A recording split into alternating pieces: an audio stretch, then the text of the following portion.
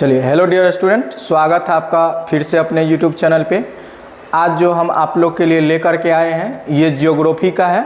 ठीक है, तो पहले हम लोग जो है ज्योग्राफी सब्जेक्ट में भारत का भूगोल पढ़ेंगे और भारत का भूगोल यानी आप लोग का जो चैप्टर भारत का भूगोल में है सारा आप लोग को यूट्यूब पे करवाएंगे पूरा चैप्टर।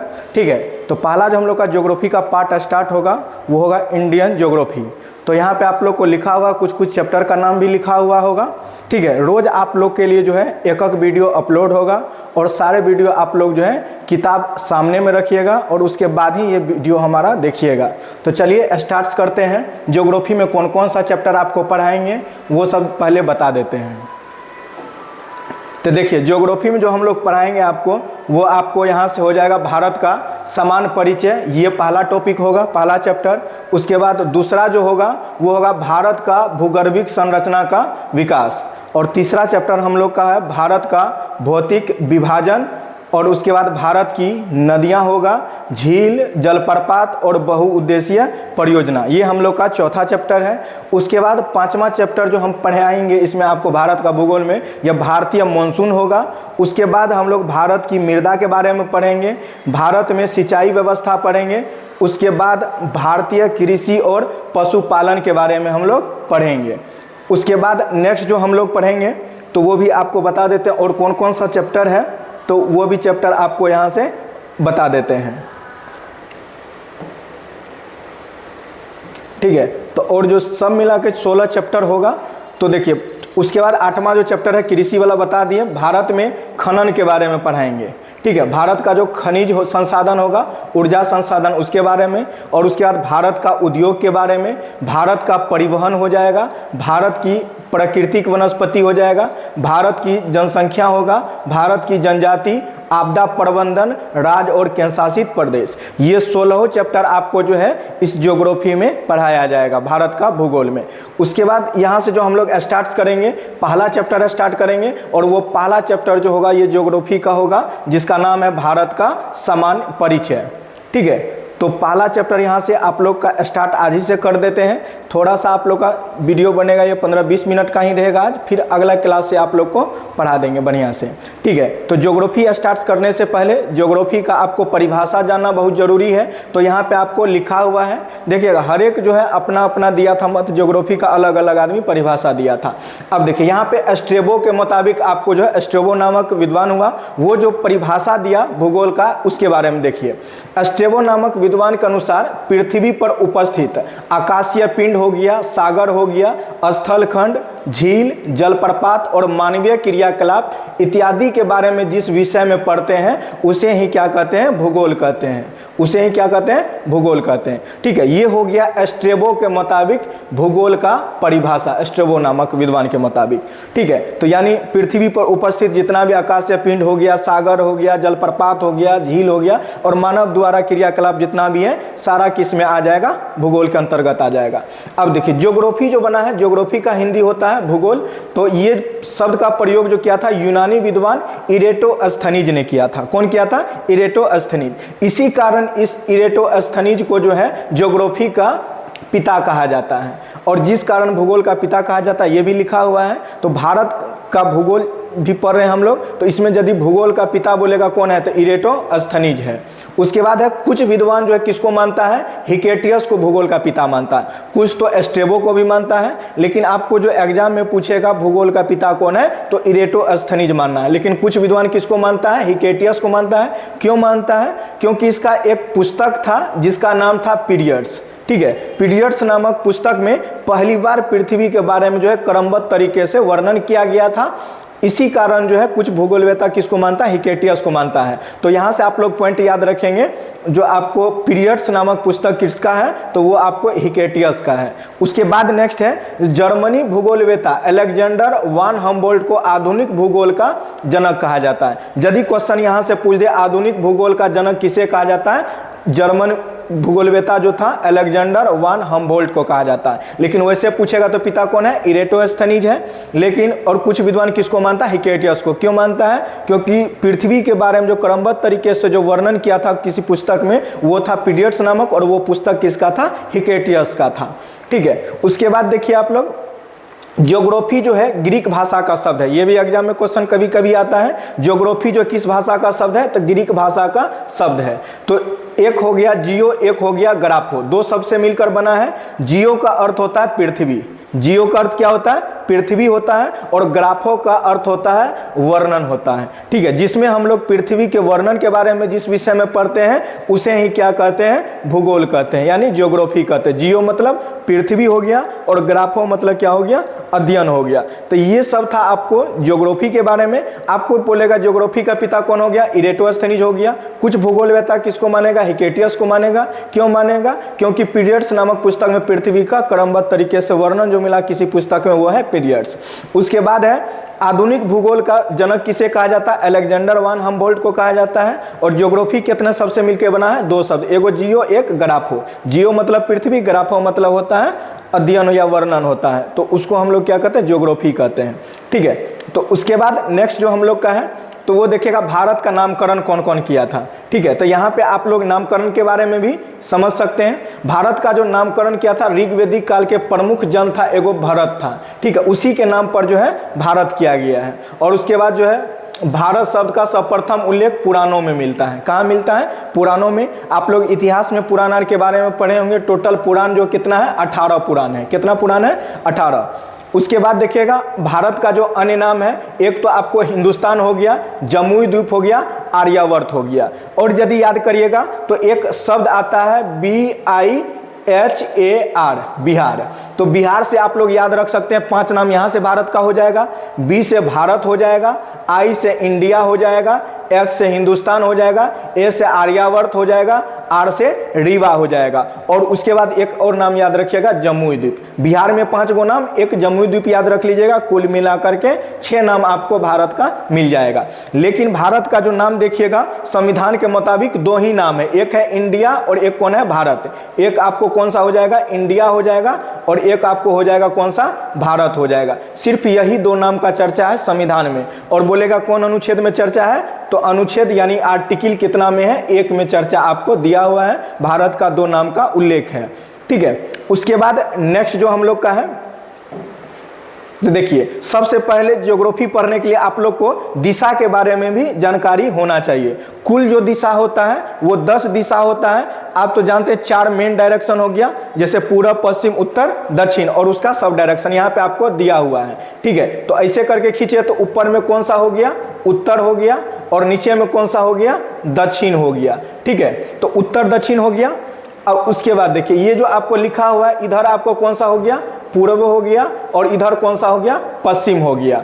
ठीक है, उत्तर दक्षिण पूर्व पश्चिम जब भी होगा, ऊपर कौन सा होता है, उत्तर होता है, नीचे कौन होता है, दक्षिण होता है, और दाएं बगल आपको पूर्व होगा, और बाएं बगल जो आपको कौन सा हो जाएगा, पश्चिम हो जाएगा। अब देखिए, और ये जो बीच वाला डायरेक्शन आपको है, यानी उत्तर और पूर्व के बीच में जो है, इसको उत्तर पूर्व कहिए या पूर्व उत्तर कहिए, दोनों एक ही बात है। उसके बाद पश्चिम और उत्तर के बीच में जो है, ई वाला को कहते हैं उत्तर पश्चिम कहिए या पश्चिम उत्तर कहिए, दोनों एक ही बात है। उसके बाद आपको ये वाला इस साइड में जो पश्चिम और दक्षिण के बीच में है, इसको दक्षिण पश्चिम कहिए या पश्चिम दक्षिण कहिए। ये आपको दिशा पता रहना चाहिए। जब भारत का भूगोल पढ़ रहे हैं तो मैप सब में ये सब ज्यादा काम आपको आएगा। और एक आपको आकाश पताल हो जाएगा। कुल मिलाकर के 10 डायरेक्शन होता है, 10 दिशा होता है। तो आप भूगोल स्टार्ट करने से पहले दिशा भी आप लोग को पता रहना चाहिए। ठीक है, उसके बाद देखिएगा तो विश्व ग्लोब का जो निर्माता है, तो विश्व ग्लोब का निर्माता आपको कौन है, मार्टिन बेहम है। विश्व ग्लोब का यदि निर्माता बोल देगा तो कौन है, मार्टिन बेहम। उसके बाद है भारत का प्रथम मानचित्र किसने बनाया था, एनविले ने बनाया था। कौन बनाया था, एनविले ने बनाया था। 1752 में बनाया था। उसके बाद है विश्व मानचित्र का सर्वप्रथम भारत को किसने दर्शाया था विश्व मानचित्र पर, तो वो आपको टॉलमी ने दर्शाया था। विश्व मानचित्र पर जो भारत को दर्शाया था सर्वप्रथम कौन दर्शाया था, टॉलमी दर्शाया था। और विश्व ग्लोब का निर्माता कौन है, मार्टिन बेहम है। और मानचित्र को किसने बनाया था, तो वो आपको कौन बनाया था, भारत का मानचित्र एनविले ने बनाया था। 1752 में बनाया था। ये सब पॉइंट भी आप लोग, यदि आपके बुक में लिखा हुआ नहीं है तो ये सब पॉइंट आप लोग क्या करिएगा, लिख लीजिएगा, कॉपी में भी पढ़ के याद कर सकते हैं। उसके बाद नेक्स्ट है हम लोग का यहाँ पे विभाजन के बारे में। ठीक है, तो ये जो विभाजन आपको किया गया है, पृथ्वी पर जो है स्थलीय और जलीय का विभाजन।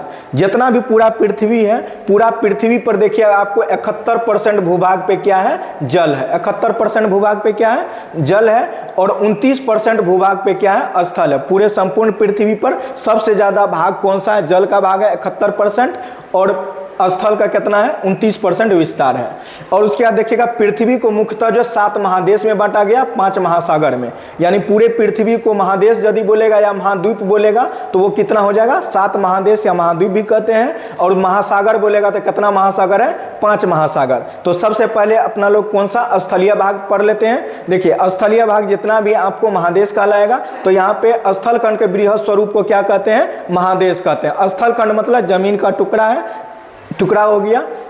अब देखिए क्षेत्रफल के आधार पर महादेश का क्रम याद रख लीजिएगा। कभी कभी क्रम भी आपको पूछ देगा महादेश का क्रम। सबसे बड़ा महादेश आपको कौन सा, एशिया महादेश है। सबसे बड़ा कौन सा हो जाएगा, एशिया महादेश हो जाएगा। और सबसे छोटा कौन सा हो जाएगा, ऑस्ट्रेलिया महादेश हो जाएगा। ठीक है, तो सबसे बड़ा एशिया महादेश, सबसे छोटा कौन सा हो जाएगा, ऑस्ट्रेलिया महादेश हो जाएगा। उसके बाद आप लोग देखिएगा दूसरा नंबर में कौन है, अफ्रीका है। सबसे बड़ा कौन हो जाएगा, एशिया। एशिया से जो छोटा होगा वो कौन होगा, अफ्रीका। अफ्रीका से जो छोटा होगा उत्तरी अमेरिका। उसके बाद हो जाएगा दक्षिणी अमेरिका। उसके बाद अंटार्कटिका हो जाएगा। उसके बाद यूरोप हो जाएगा। उसके बाद ऑस्ट्रेलिया हो जाएगा। यदि क्रम में आपको बोलेगा छठा नंबर में कौन है, तो यूरोप है। 7वां नंबर पर ऑस्ट्रेलिया, दूसरा नंबर पर अफ्रीका, पहला नंबर पर तो एशिया सबसे बड़ा है ही। सबसे बड़ा एशिया, सबसे छोटा ऑस्ट्रेलिया। ये 7 महादेश आपको दिया हुआ है। कभी कभी 4 को 5 को ऑप्शन दे देगा और क्रम में बोलेगा सजाने के लिए। तो ये सब आपको पता रहेगा तब क्या कर सकते हैं, सजा सकते हैं। उसके बाद आपको है जलीय भाग वाला है। ठीक है, तो जलीय भाग पढ़ने से पहले यहाँ पे अपना लोग देख लेते हैं कौन सा महादेश ऐसा है जहाँ पे मानव निवास नहीं करता है। तो याद रखिएगा अंटार्कटिका महादेश, जहाँ मानव निवास नहीं करता है। और जबकि यहाँ पे जितना भी अन्य 6 गो बचल है वो 6 पे कौन करता है, मानव निवास करता है। टोटल 7 महादेश में से सिर्फ और सिर्फ अंटार्कटिका महादेश है जहां मानव निवास नहीं करता है। शेष जो 6 बचा हुआ सभी पे मानव निवास करता है। उसके बाद है विश्व का सभी देश का जो है अंटार्कटिका महादेश पर अपना अनुसंधान केंद्र खोला हुआ है, रिसर्च सेंटर खोला हुआ है। जैसे आप लोग देखिएगा जिस कारण इसे विज्ञान को समर्पित महादेश कहा जाता है। तो यहाँ से ये क्वेश्चन भी बनेगा, विज्ञान को समर्पित महादेश किसे कहा जाता है, अंटार्कटिका महादेश को कहा जाता है, अंटार्कटिका महादेश को। उसके बाद है दक्षिण गंगोत्री, और उसके बाद मैत्री हो गया और भारती हो गया। ये 3 अनुसंधान केंद्र आपको दिया हुआ है, दक्षिण गंगोत्री, मैत्री और उसके बाद भारती। ठीक है, तो ये 3 अनुसंधान केंद्र किसका है, भारतीय अनुसंधान केंद्र है, जो कहां पर स्थित है, अंटार्कटिका महादेश पर स्थित है। तो ये पॉइंट यहां से आप लोग याद कर लीजिएगा। कौन महादेश है जहां पे मानव निवास नहीं करता है, तो अंटार्कटिका हो जाएगा। और उसके बाद वहां पे विज्ञान को समर्पित महादेश कहते हैं। और भारत का कौन कौन सा अनुसंधान केंद्र है अंटार्कटिका पे, दक्षिण गंगोत्री, मैत्री और भारती है। ठीक है, उसके बाद नेक्स्ट देखिए, नेक्स्ट है जलीय भाग। स्थलीय भाग तो पढ़ लिए। टोटल महादेश क्या गो था, 7 गो था। सबसे बड़ा ऑस्ट्रेलिया था, सबसे बड़ा आपको कौन सा था उधर, एशिया था। सबसे छोटा कौन सा था, ऑस्ट्रेलिया था। 2 नंबर में कौन था, अफ्रीका था। उसका उत्तरी अमेरिका था, दक्षिणी अमेरिका था। ठीक है, उसके बाद आपको अंटार्कटिका था, उसके बाद यूरोप था, उसके बाद कौन सा था, ऑस्ट्रेलिया था सबसे छोटा। सबसे बड़ा कौन सा था, एशिया था। अब यहाँ से अपना लोग देखते हैं कौन सा, जलीय भाग।